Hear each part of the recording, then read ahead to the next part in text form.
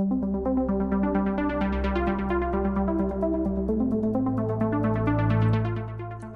and welcome to our webinar, Don't Become a Target, Think Outside the EDR Box, brought to you by Kaspersky. I'm your host, Katie Boboso from the Channel Company. Cyber attacks skyrocketed in 2020 as bad actors took advantage of unprepared businesses impacted by the COVID-19 pandemic.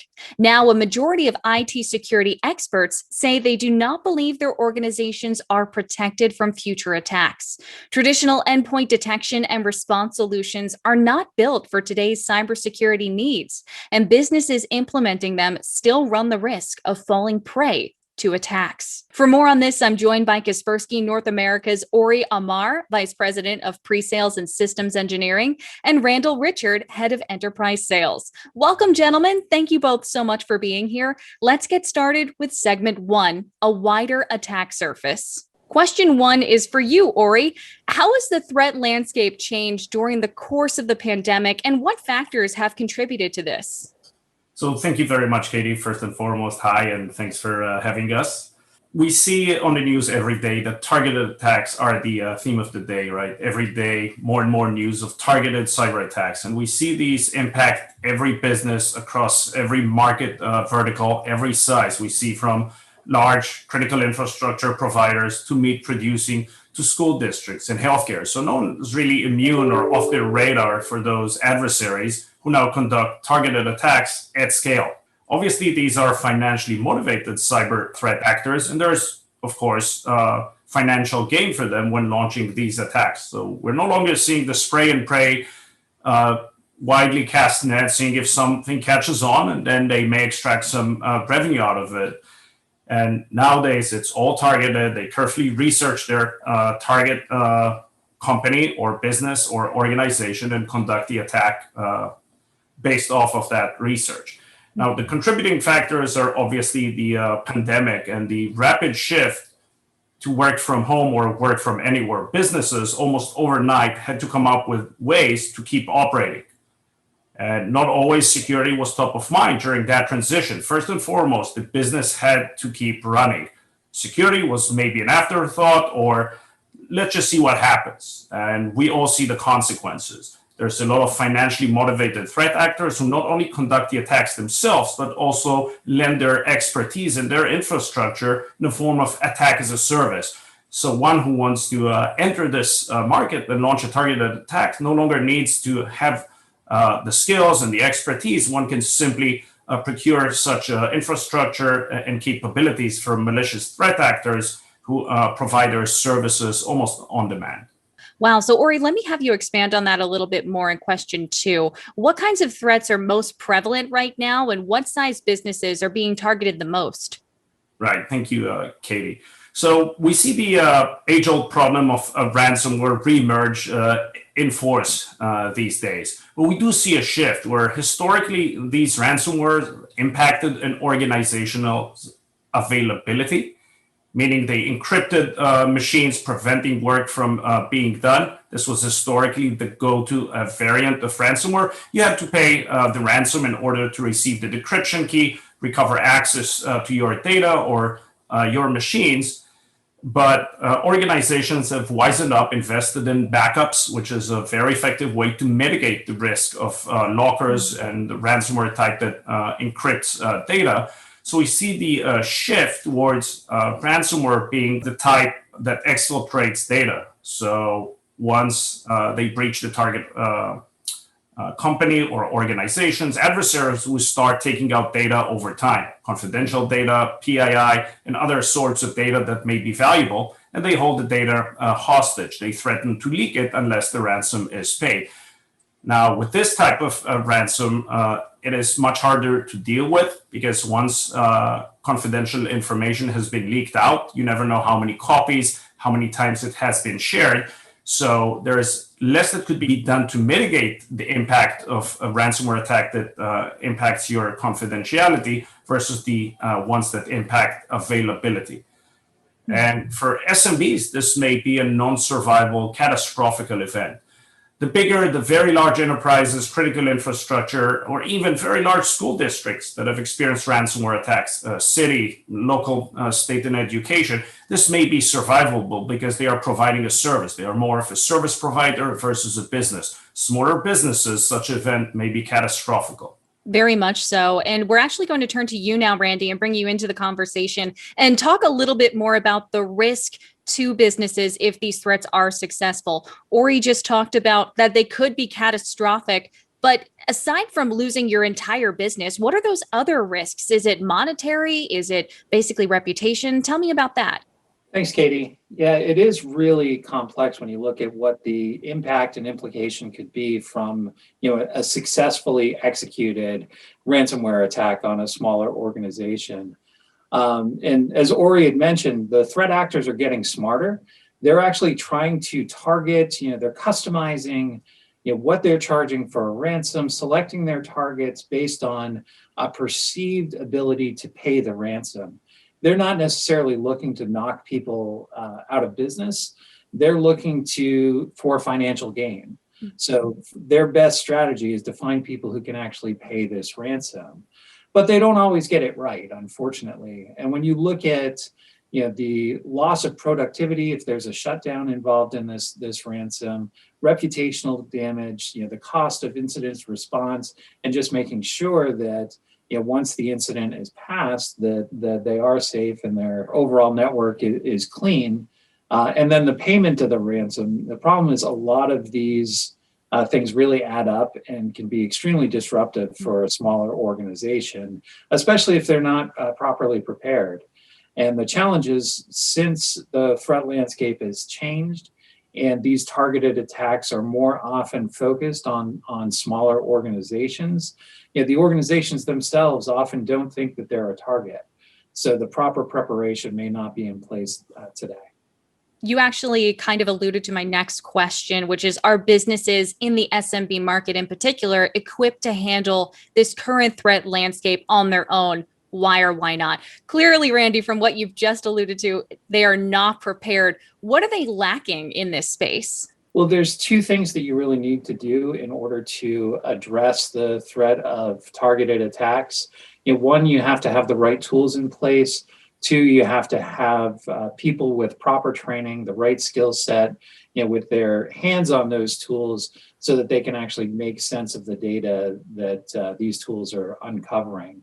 And there's two approaches to do this. There's the in-house approach, and we see some organizations doing that where they're purchasing the tools, setting them up, within a SOC, and then, looking to hire, in-house talent, hire or train in-house talent. But the challenge with that is it can be extremely expensive, because even if you can afford, all the tools that you may need, finding the people with the right skills is, often the most expensive part of this strategy, and also the most difficult, because there's a real shortage of trained talent when it comes to threat analysis and threat hunting. So even if your budget's limitless, finding the qualified people can be extremely difficult. The other approach is leveraging a service, either an outsourced SOC, managed detection and response, or managed threat hunting, such as Kaspersky's Optimum Security.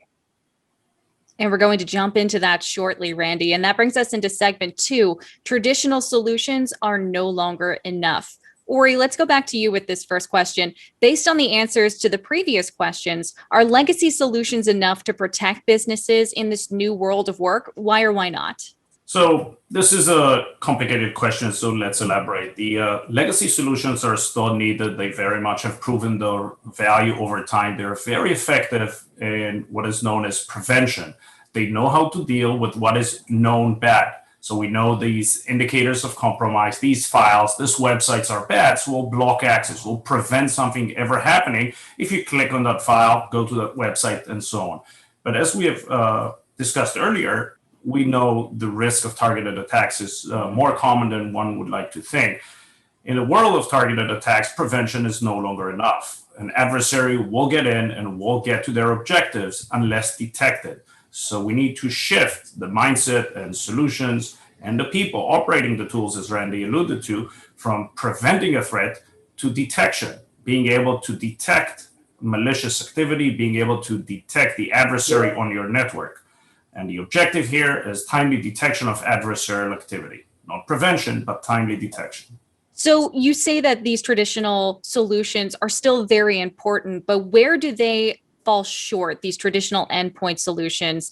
Where do they fall short of the needs and expectations that these businesses need? Right, that's an excellent question, Katie. So traditionally, endpoint solution focused again on prevention. They were called endpoint protection or endpoint prevention platforms. They were very effective, as we mentioned, dealing with the known bad. They later on evolved to deal with some gray area, but that gray area focused on the here and now, the immediate term, what's happening. So while we are not sure this file is bad, let's look at its behavior. And then if we know this behavior to resemble malicious operation, we'll then block it. But targeted attacks are so much more. There's a lot more happening. There's a lot of telltale signs happening over time. We know dwell time of an adversary on a target network could be measured not in minutes or hours, but sometimes days, weeks, or months. So legacy endpoint solutions dealing with the here and now are not as effective in detecting that those telltale signs and being able to provide the proper context and understand that all the things that are happening, seemingly unrelated, are part of a targeted attack or a campaign by a skilled adversary. This is why endpoint detection or response is the answer to that. That is a natural evolution and progression of endpoint security solutions from being focused on threat prevention to threat detection. And Ori, you said it yourself. It sounds like we can't just focus on the here and now, like you were saying. There needs to be predictive measures in place to focus on what's coming down the road, what's around the corner. So question 3 is also for you. What solutions must businesses invest in right now to ensure their data and networks are safe? So that is a difficult question, and each organization need to perform their own risk assessment, their own threat modeling, understand what is most impactful to them. There's a variety of solutions and there's different strategies. When you properly analyze the risk, you can, of course, mitigate the risk.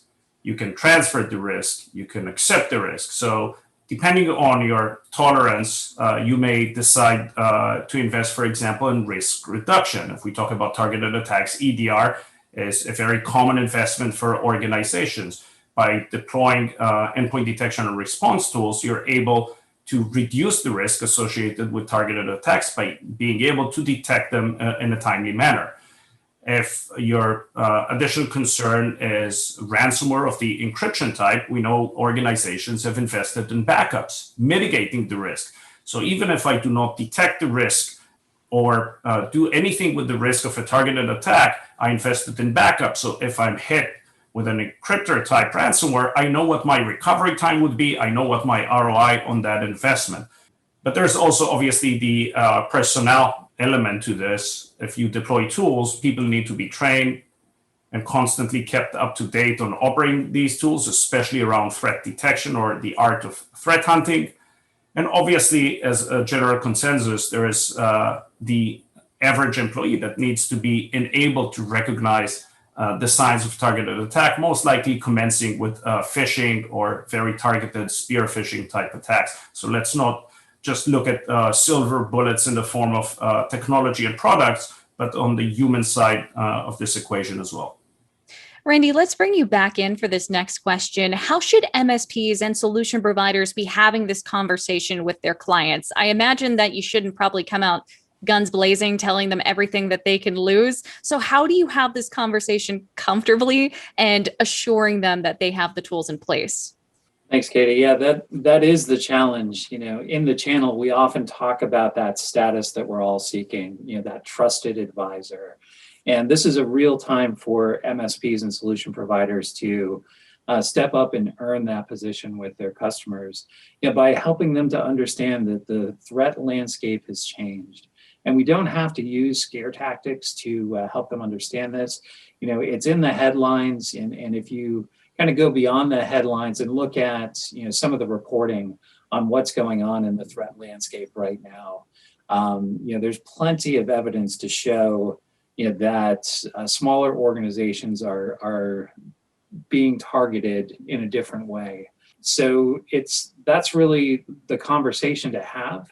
Not so much scare tactics, but, this is how it used to be. This is how it is now. And because of, the franchising of ransomware, things like ransomware for hire, there's just a lot more players, a lot more criminal organizations that are leveraging these targeted attacks that are customized for a specific organization.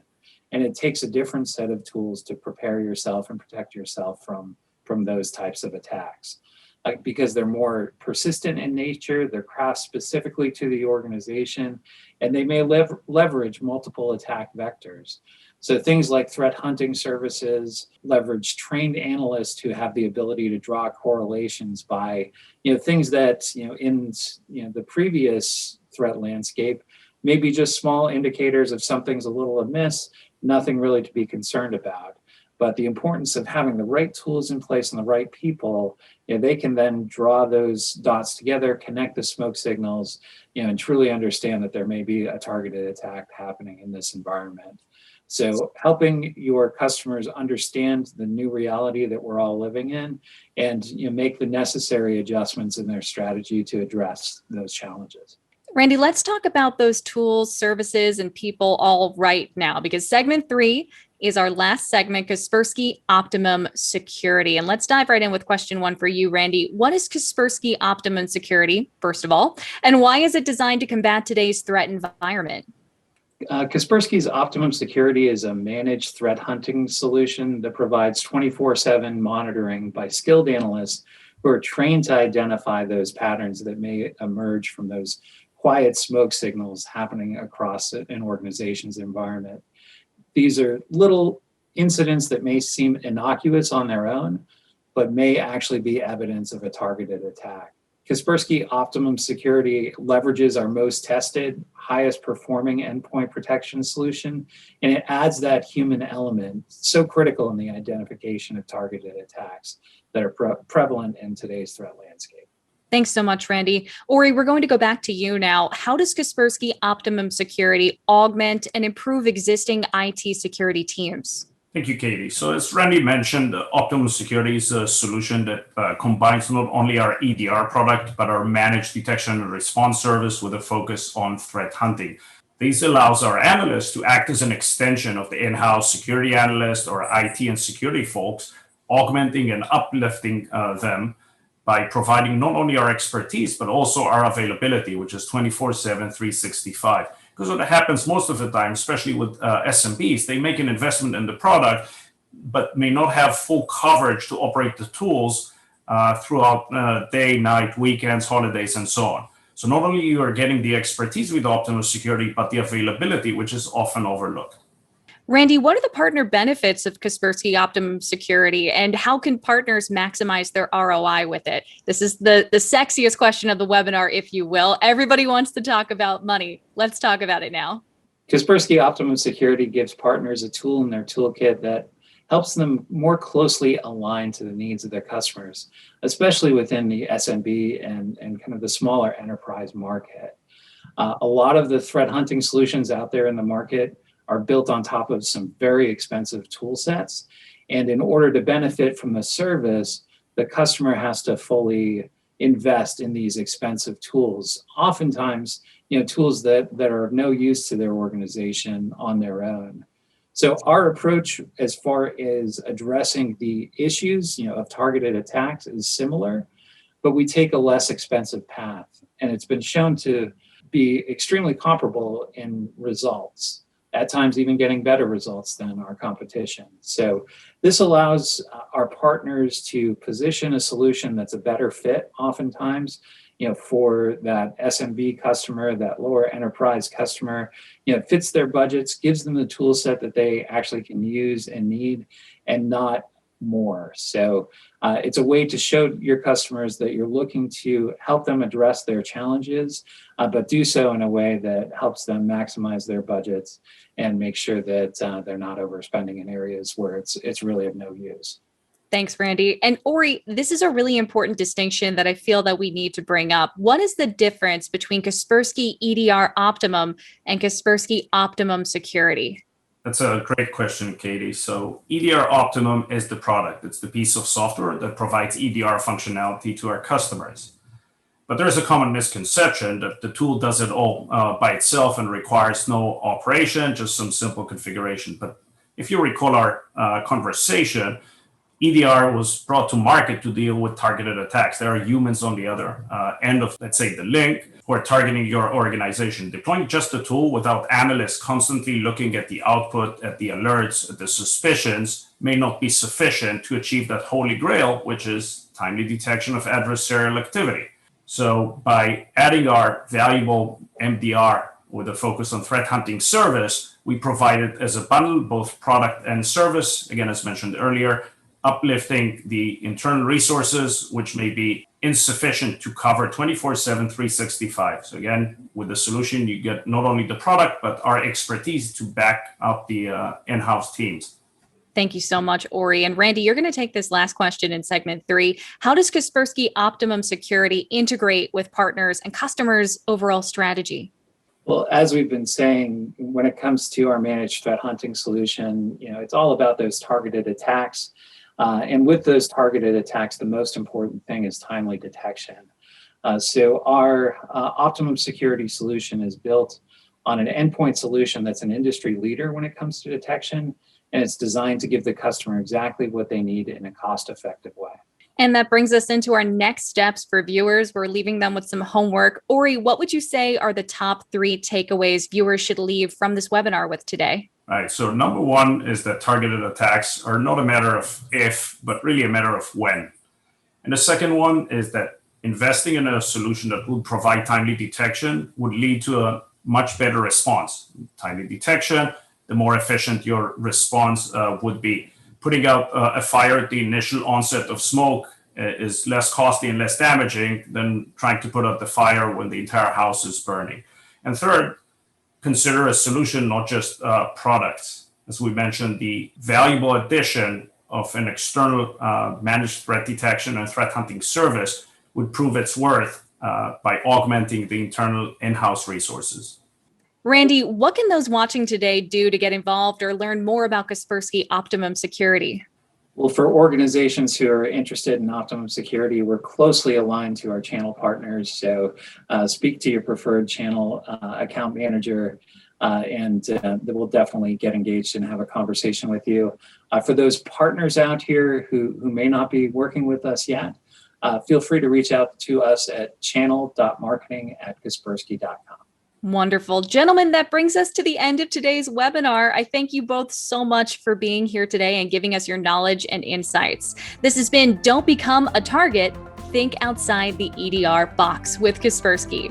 I'm Katie Bavoso. Thanks for watching.